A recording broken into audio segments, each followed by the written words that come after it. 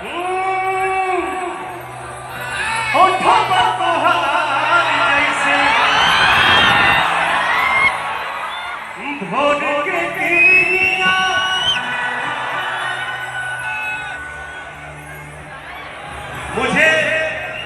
अपने संगीत की दुनिया में सबसे ज्यादा सुकून, सबसे ज्यादा खुशी इसलिए मिलती है कि पवन